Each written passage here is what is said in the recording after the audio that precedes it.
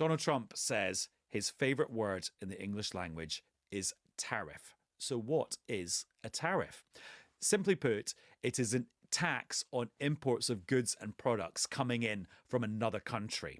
Sometimes the exporting company pays the tariffs, but more often than not, it is the company doing the importing that does that.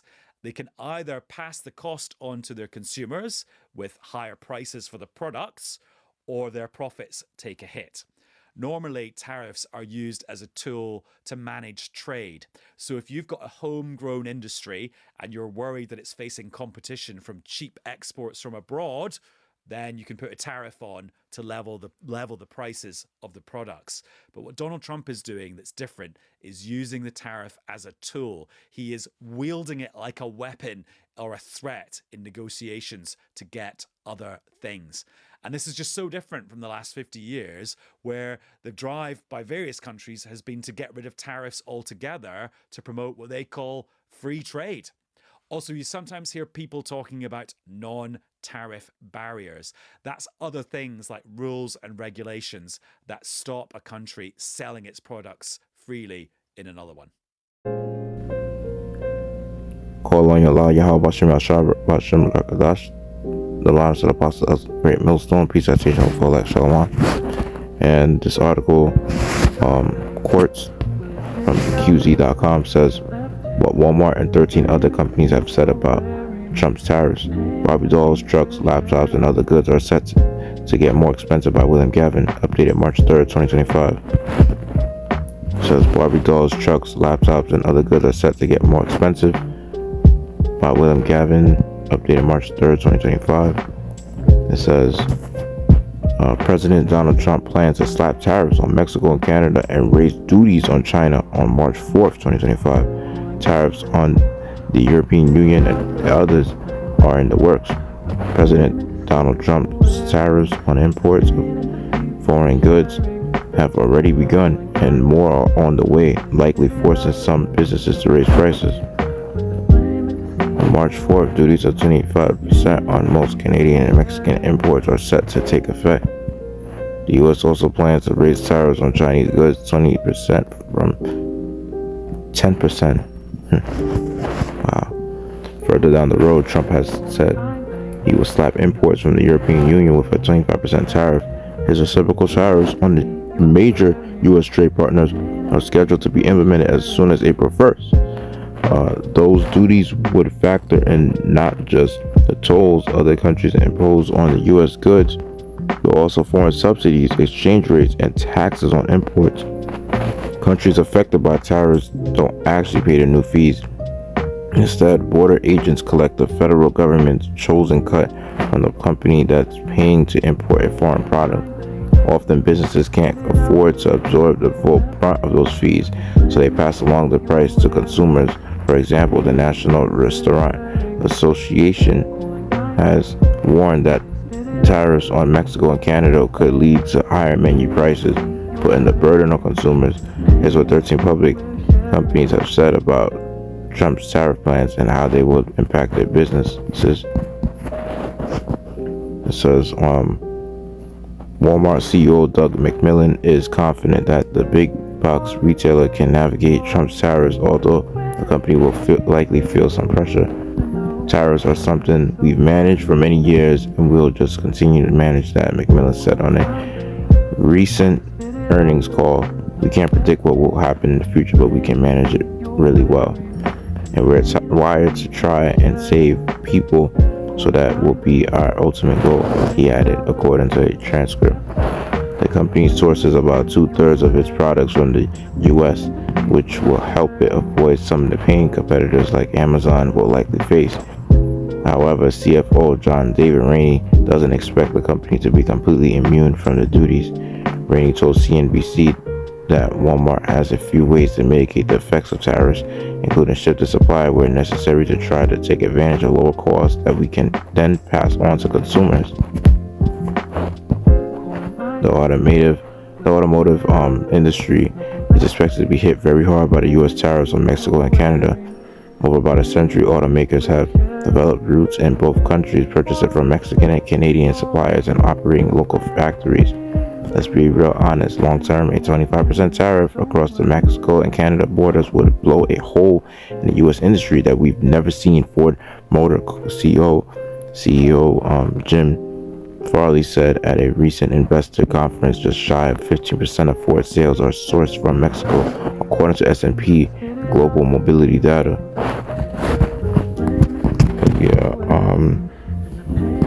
I'm just gonna end, pretty much that article right there, and probably just most likely we'll put the link in the description. And for the most part, if anybody wants to reach out and see the article, they could go as far as doing so. I'll just bring out some scriptures that make this less edifying. And first scripture I'll bring out is Ecclesiastes chapter 10, start at verse 16. It says, "Woe to thee, O land, with thy king as a child, and thy prince is mourning." Right, and when it's coming to Esau, of course, he would be considered a child, because for the most part, it's just the shit that he's doing. Look how he's running the country, and this idiot Donald Trump thinks that imposing tariffs on other countries exporting goods is gonna help, drive, he thinks it's gonna help drive the economy in the U.S., which is really dumb, because first off, the U.S. is the most important country out of all countries around the globe. And with that being said, he thinks it's going to help like manufacturing jobs and things of that nature on this country. But the thing is that majority of businesses always rely on goods being pretty much exported to this country. They rely on the imports of other goods, and what that's going to do, imposing higher tariffs, that's going to cause U.S. consumers to be drastically, affected by that, in a sense of you're not going to find a lot of U.S. consumers buying products as they once did before, especially, those that are even, I wouldn't even say like not only low income people, you're going to have even middle class and high income earners as well. That's going to be having a hard time to, buying the same amount of stuff that they once were able to buy, because it's like people got debts they have to pay, whether their debts was, going to college, paying off student loans, paying off credit card debts, paying off like different type of loan debts and things of that nature, and the loan debts, I would say that may be the highest. It could also be like a mortgage, auto loan, or even, student loans going to school, And with that being said, people are going to have a harder time now buying a decent amount of goods that they once did. So, you're going to have a lot of companies that may even go out of business because of these expensive tariffs. They may not be able to buy as much, goods to resell it and making a decent fortune with that, because the tariffs that Trump is going to impose on these other nations is going to force them to raise the prices for them to eventually sell, their raw materials or whatever finished products that they have. If they exporting it to this country, America, and mind you, these companies are going to receive that product, and then with that being said, once they receive it and they start to pretty much distribute it amongst their consumers, the U.S. consumer is going to be greatly affected by how expensive the product is going to be, because the price is just naturally going to raise, because these companies, of course, wherever they operate in on the U.S. soil, they got to make their their daily bread. They got to make their ends meet. So this is the cost of doing business, and eventually the U.S. consumer is going to be drastically affected. And then on top of it, They're already going through inflation. Majority of people don't even have a savings account, or they probably have less than $1,000 in their savings. For the most part, you have it to where a lot of people are already struggling as it already is. People are naturally already, owing a lot of money to debts. They're backed up on rent. And this fucking devil goes as far as charging people monthly to pay certain liabilities. You mean to tell me I gotta pay monthly rent, right? I gotta pay my loan installments. I have to make each month. And then they give you a grace period of probably of 30 days or so. You know what I mean? And they just have you working like a dog nonstop. And this is pretty much wicked, what they're doing. So it's just really messed up when you look at it and how they're just doing this shit. How you expect a society to thrive when you're doing nonsense like this? And this is what's going to ultimately lead to the crash of the economy. And another point I want to mention, as the Edomite said in the video that I first brought out before getting into the article, he's mentioning about how, of course, Trump is doing this to think that he's going to help drive more production within manufacturing industries in America, to go as far as trying to make products here. You know what I mean? But the thing is that America itself, like I said, being the number one importing country, they get products from all countries around, especially mainly from China. And the thing is that he's stupid to really think that you got something over these other countries in a trade war. First off, this country, America, is in debt not only to China, which of course they owe the most debt, I believe, to China, if I'm not mistaken, compared to other countries, but they owe a lot of debts to other countries around. And that's, of course, the number one driving factor of, keeping people to work like a slave in America, is that how this country is just built upon debt, as well as, the fact that they have their citizens in debt too. So they just keep everybody on that, rat race wheel, to have, people, stuck trying to pay off debt that more than likely they ain't going to, pay off, just of course by working like a dog. And what Trump needs to really understand is that these other nations, not only they have a better edge of trade over you, they pretty much starting to have their own nuclear weaponry. They're building an arsenal. This is part of the let the weak say I'm strong. And Joel, I believe the 3rd chapter, was saying, because these other countries, they don't have to rely on America no more. They don't have to go by what you Americans say. They don't have to comply with your stupidity anymore. You know what I mean? And they're starting to break free from your yoke of iron that you put on them. They're starting to trying to do what's best for them. And even with the BRICS nation, they're starting to also drop from the dollar control. And of course, that right there will pretty much make America lose its grip on these other nations. And of course, with that being said,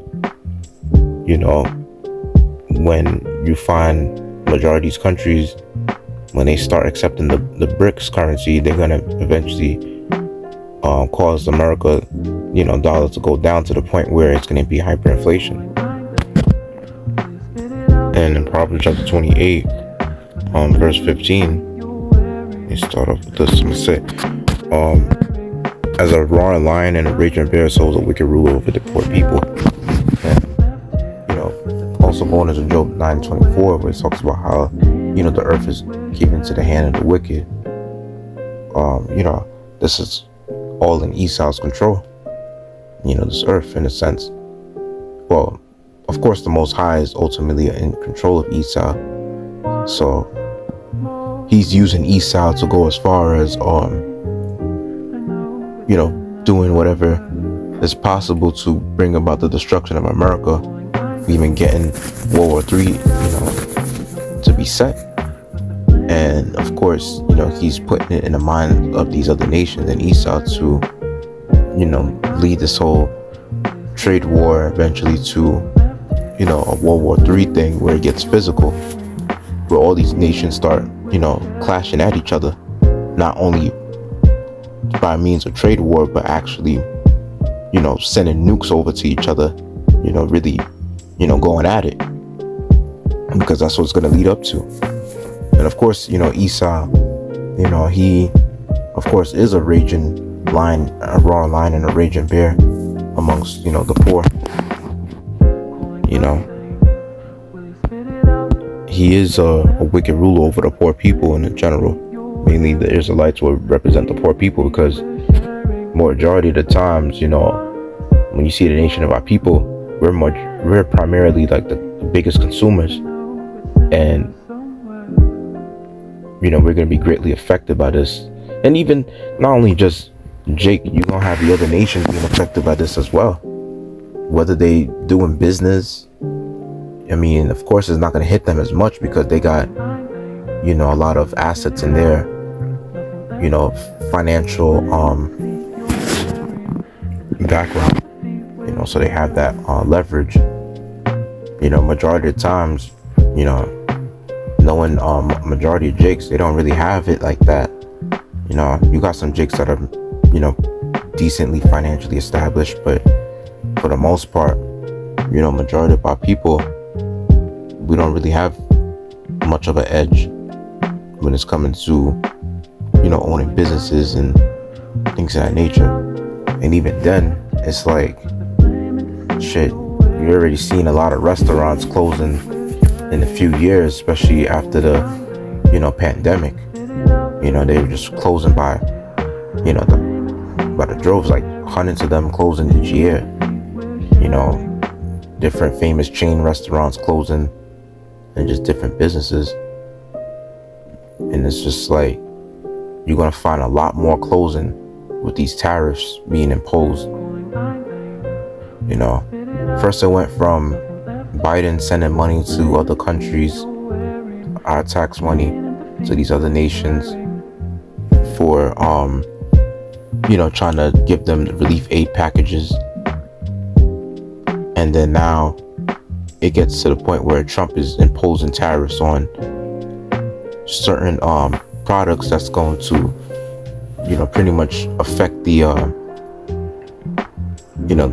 the cost of doing business. When it's coming to, businesses on the U.S. soil, whether it be offline or online businesses, you're gonna have people that are pretty much considered as like drop shippers, brick and mortar stores,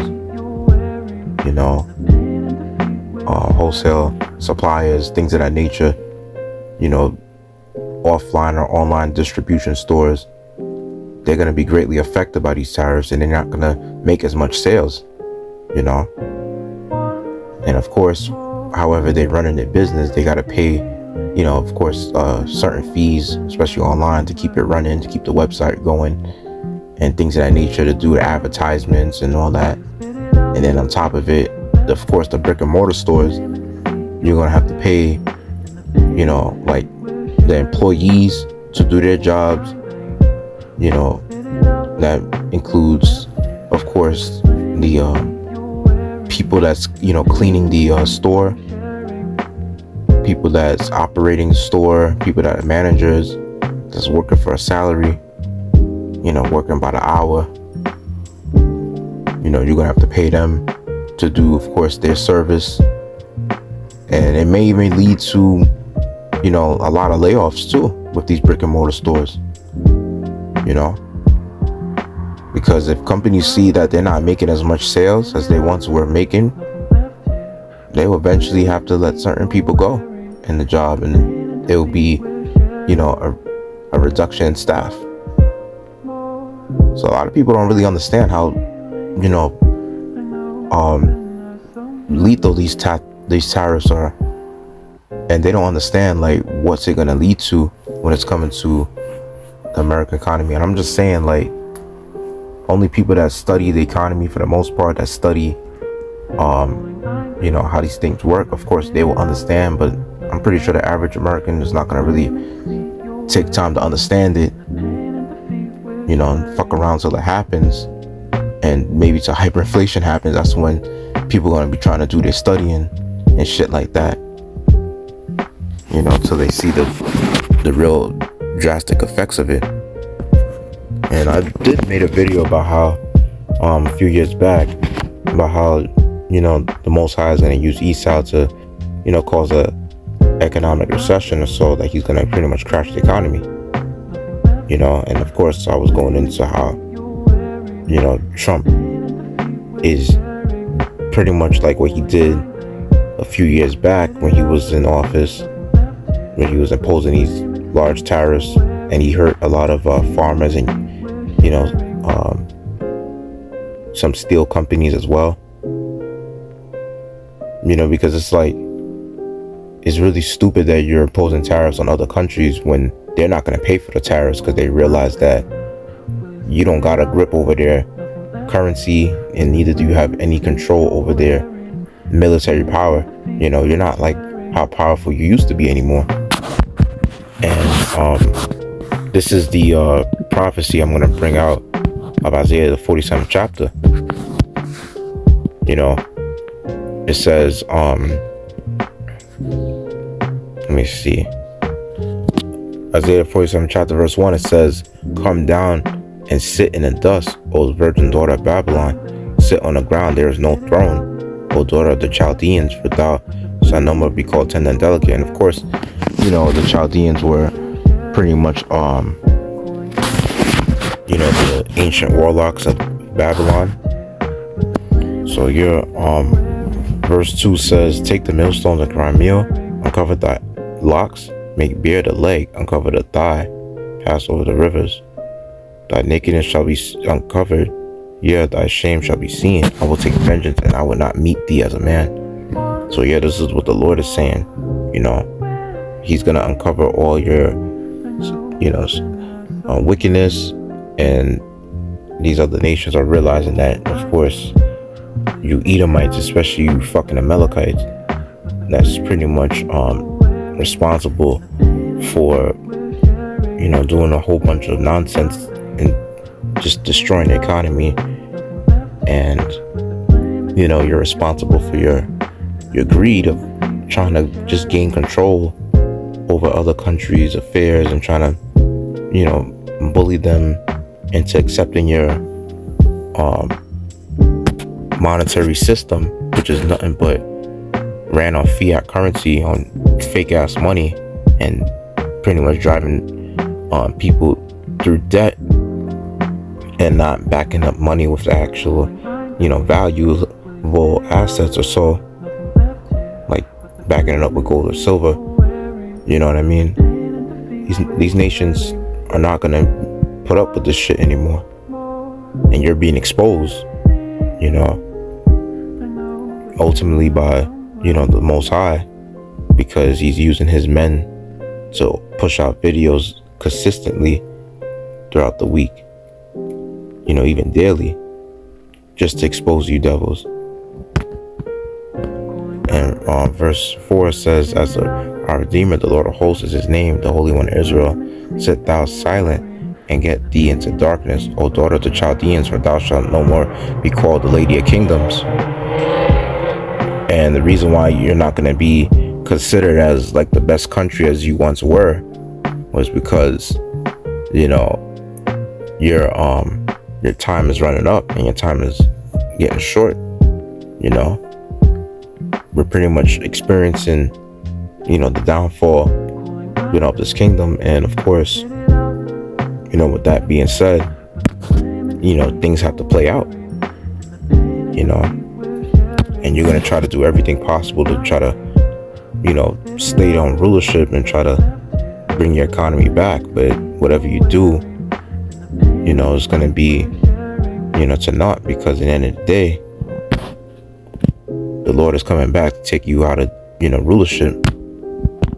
Let me just continue on. It says, verse 6, I was wroth for my people, I polluted mine inheritance and given them into thine hand. Thou didst shoot them no mercy.